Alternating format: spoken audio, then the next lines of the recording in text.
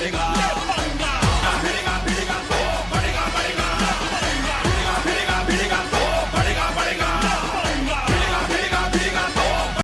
Everyone, मेरा नाम संदीप चौहान है और मैंने रिसेंटली इंडियाज़ अल्टीमेट वॉरियर जो कि डिस्कवरी चैनल पे आ रहा है उसमें मैंने पार्टिसिपेट किया है। और आज मैं आपको बताने वाला हूँ कि कैसे मैंने पार्टिसिपेट किया और किस सिलेक्शन प्रोसेस के थ्रू में गया और मैंने वहाँ जाके क्या किया और कैसा मेरा परफॉर्मेंस था। तो बेसिकली क्या हुआ कि एक दिन मेरे पास कॉल आया इंडियाज़ अल्टीमेट वॉरियर से, उनकी टीम से कि आप जो है शॉर्ट लिस्टेड हुए हो वहाँ इंटरव्यू राउंड के लिए, तो अगर आप इंटरेस्टेड हो तो हमारे साथ वो इंटरव्यू हम आपके शेड्यूल करा सकते हैं। तो मैंने बोला पहले तो मुझे लगा कि नहीं ऐसा कुछ नहीं है, ये बस एक फेक कॉल है। तो मैंने सोचा चलो कर लेते हैं, इंटरव्यू दे लेते हैं, कुछ नहीं होगा तो कॉन्फिडेंस तो बिल्ड होगा। तो मैंने बोला ठीक है। उन्होंने मेरे सर्टिफिकेट्स मांगे मेरे से कि आपने बैकग्राउंड में क्या किया है और क्या नहीं किया है, वो सारी जर्नी उन्होंने पहले ही मेरे से ले ली। उसके बाद मेरा इंटरव्यू हुआ और एक इंटरव्यू हुआ, अच्छा हुआ, दूसरा हुआ, अच्छा हुआ, ऐसी टोटल मेरे 7, 8, 9 इंटरव्यू होते चले गए दिन पे दिन, हर तीसरे दिन इंटरव्यू, हर तीसरे दिन। मैं भी एक टाइम पे ऐसा हो गया कि कितना इंटरव्यू और होंगे। तो बहुत सारी चीज़ें थी, डॉक्टर से कंसल्टेंट और सारा आपका साइकोलॉजी कैसा है, आपका मेंटल स्टेटस कैसा है, बहुत सारी चीज़ों पे उन्होंने, हमारा फिजिकली स्किल्स कैसा है, इन सब चीज़ों पे हमें परखा। और उसके बाद हमारा फाइनली जब सिलेक्शन हुआ, मेल आया, तो मैं बहुत खुश था कि हाँ एक ऐसे प्लेटफॉर्म पे काम करने वाला हूँ जो कि टीवी पे आने वाला है। बहुत अच्छा लग रहा था। डिस्कवरी का नाम सुन के लगता है कि हाँ बहुत बड़ा चैनल है, तो ऐसा लग रहा था कि हाँ कि कुछ होगा, कुछ भी नहीं तो कुछ एक्सपीरियंस लेकर ज़रूर आऊँगा। उस टाइम तक कुछ भी नहीं पता था कि शो का मास्टर कौन है, डोजो मास्टर कौन है और मेंटोर्स कौन है या दूसरे कंटेस्टेंट कौन है। उस टाइम बस ये पता था कि हाँ मैं अकेला हूँ और मुझे नहीं पता कि कौन भी दूसरा सेलेक्ट होने वाला है। मैं गया वहाँ जाके, मैं 10, 12, 14 दिन क्वारंटीन में रहा, जिसमें कि मैं किसी कंटेस्टेंट से नहीं मिला, किसी मेंटोर से नहीं मिला, वहाँ क्वारंटीन रहा। शूट डे हुआ, स्टार्ट हुआ, जैसे ही हम शूट पे गए, स्टार्ट हुआ शूट, तो सब लोग एक दूसरे से मिले, अच्छे से मिले, सबका प्रोफाइल पता लगा। कोई बॉक्सर था, कोई रेसलर, कोई जूडो और कोई ताइक्वांडो एथलीट, और मेरे साथ एक लड़की थी जो ताइक्वांडो एथलीट थी, जो कि हम पहले से जानते थे। तो वो अच्छा लगा मिलके कि हाँ कोई है जिसे हम पहले से जानता हूँ। और कोई स्ट्रॉन्ग मैन था। तो अलग अलग गेम से वहाँ बेस्ट, इंडिया के बेस्ट 16 प्रो एथलीट्स उन्होंने बुला रखे थे।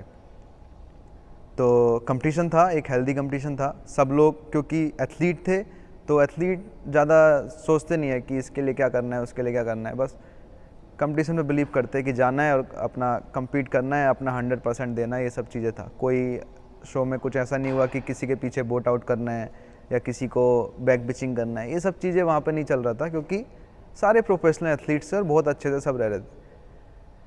फिर हम एक दिन, जिस दिन हमारा शूट स्टार्ट हुआ, हम अब लोग अपने मेंटोर से मिले और मैं जिस टीम में सेलेक्ट हुआ, सीफू कनिष्का की टीम में सेलेक्ट हुआ, जो कि 36 शाओलिन मार्शल आर्ट्स में है और बहुत सारी मार्शल आर्ट फॉर्म जानते हैं।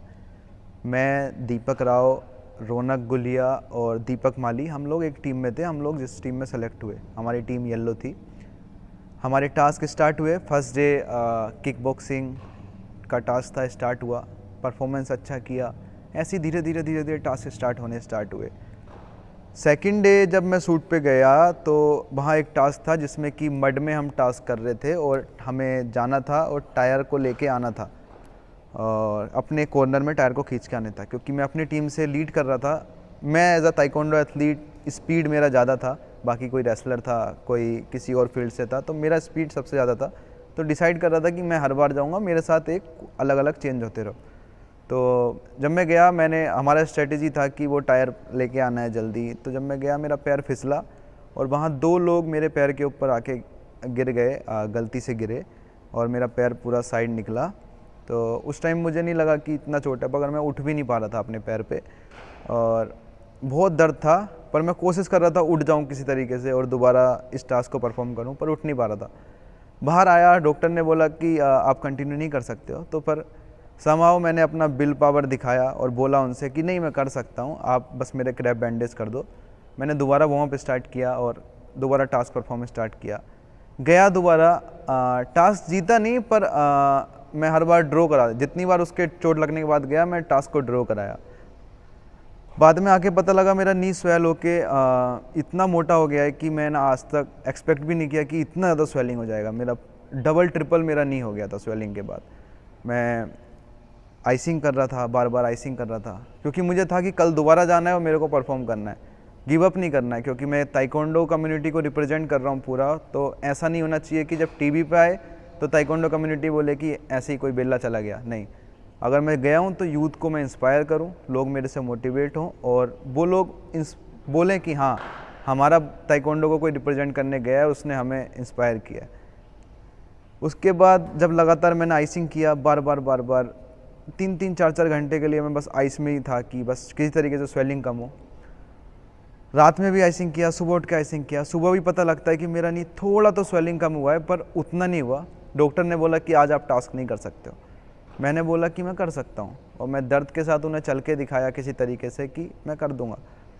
पर ये बात जब मेरे मेंटोर को पता लगी कि मेरा चोट इतना है और डॉक्टर ने मेरे मेंटोर से डिसाइड किया, तो मेरे मेंटोर ने आके भी मेरे से बोला कि लाइफ पहले है और आगे बहुत सारा कुछ करना है लाइफ में, अपना नी खराब मत कर।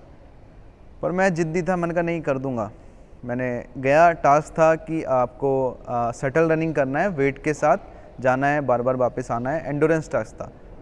और मुझे लग रहा था कि आज मेरा नी इंजरी नहीं था, एंडोरेंस मेरा फील्ड है कि मैं कितना 2-2 3-3 घंटे रनिंग कर लेता हूँ, इसमें क्या है।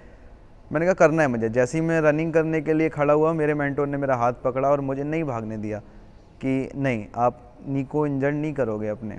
मैंने बोला कि मैं उनसे रिक्वेस्ट किया बहुत ज़्यादा कि प्लीज़ मुझे करना है। तो हमने डिसाइड किया कि मैं एक पैर पे भागूंगा, जिसमें इंजरी है वो ऊपर रखूँगा, बस एक पैर पे भागूंगा।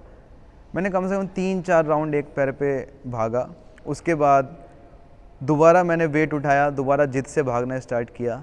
वो मेरा बहुत अच्छा डिसीजन नहीं था, क्योंकि जब मैंने वापस आके देखा तो मेरे नी की हालत और ज़्यादा गंदी हो गई। उसके बाद फिर शाम को, सुबह की बात है, शाम को फिर एक टास्क हुआ। मैं गया, उसमें क्या था कि इतने पानी में आपको बॉक्सिंग करना था, और जब बॉक्सिंग इतने पानी में करना है तो उसमें नी का कोई काम नहीं था। पर मैं खड़ा भी नहीं हो पा रहा था उस टाइम, मेरे नी का हालत इतना गंदा था कि मैं खड़ा भी नहीं हो पा रहा था।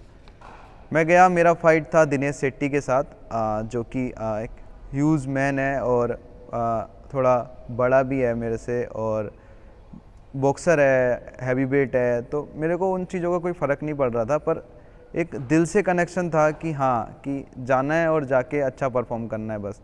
बाकी ओपोनेंट कितना बड़ा है कितना छोटा है उससे मेरे को फ़र्क नहीं पड़ता है कभी भी। मैं गया, जाके मेरे को विद्युत सर ने पूछा कि आपके पैर में लगी है, आप क्यों दोबारा करना चाहते हो। तो मेरा एक ही है, अगर पैर में लगी है तो हाथ से परफॉर्म करूँगा, और हाथ में लगी है तो पैर से परफॉर्म करूँगा, क्योंकि बॉडी अलग अलग काम करती है। तो कभी गिव अप करने वाला एटीट्यूड पाला ही नहीं है। दोनों का जैसी फाइट स्टार्ट होने वाला था, विद्युत सर ने फाइट स्टॉप कराया और बोला कि दोनों का ये टेस्ट था, क्योंकि दिनेश भाई का भी शोल्डर इंजर्ड था। उन्होंने भी बहुत करेज दिखाया वहाँ पर, और हर जगह मतलब कि गिव अप करने वाला कोई भी एथलीट नहीं था। दिनेश भाई भी बोले कि हाँ मैं कर दूंगा, कि until I die I will do, उनके ये वर्ड्स थे, मुझे आज भी ध्यान है। और हम दोनों ने हक किया, अच्छे से बाहर गए।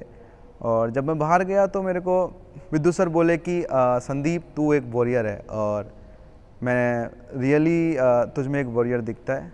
और उन्होंने बोला कि उनके पास एक माला था गले में, जब वो आ रहे थे तो मैं नोटिस कर रहा था कि ये माला कैसा है। तो उन्होंने मेरे को बोला कि सबको बोला कि ये जो माला है ये दलाई लामा ने उन्हें दिया था जब वो उनसे मिले थे, और इस माला में प्रार्थना है और गौतम बुद्ध हैं कि जब पूरी दुनिया तुम्हारे अगेंस्ट होती है तो ये माला आपको हेल्प करती है आगे बढ़ने के लिए।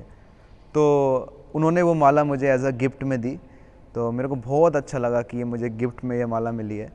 और नेक्स्ट डे, सेम डे शाम को जब टास्क ख़त्म होने के बाद हमारा एलिमिनेशन था कि 2 लोग बाहर जाएंगे, तो मेरे मेंटोर ने बोला कि मैं संदीप का लाइफ रिस्क में नहीं डालना चाहता, और मैं चाहता हूँ कि ये छोड़ेगा नहीं, मुझे पता है कि ये बंदा जिद्दी है, ये छोड़ेगा नहीं, और इसे आज एलिमिनेट कर दो।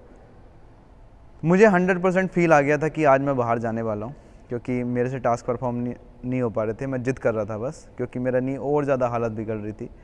मैं गया और एलिमिनेशन में मेरा नाम आया, पर एलिमिनेशन में जब मेरा नाम आया तो क्या होता था कि हर एपिसोड के बाद एक स्टार वॉरियर का अवार्ड मिलता था कि उस दिन किसने सबसे अच्छा परफॉर्म किया है, टोटल 4 टास्क में किसने सबसे अच्छा परफॉर्म किया है। तो उस टास्क का थीम डिटर्मिनेशन था। तो मेरा डिटर्मिनेशन देख के विद्युत सर ने और सारे मेंटोर्स ने डिसाइड किया कि इसे हम आज स्टार वॉरियर देंगे, और मुझे उन्होंने स्टार वॉरियर अवार्ड भी दिया। और मेरे मेंटोर ने मुझे खुद अपनी एक पवित्र माला दी जो अपने हाथ में वो हमेशा रखते थे। तो ये सब चीज़ें थी, एक टाइटल से बड़ी थी कि एक टाइटल तो टाइटल है कि उसके लिए फ़ाइट कर रहे हैं, पर ये चीज़ें हैं कि आप एक रिस्पेक्ट कमाते हो और आप डिटर्मिनेशन दिखाते हो, आप यूथ को इंस्पायर करते हो। वो सब चीज़ें मुझे मिली और मैं सेकंड एपिसोड के बाद वहाँ से बाहर आया।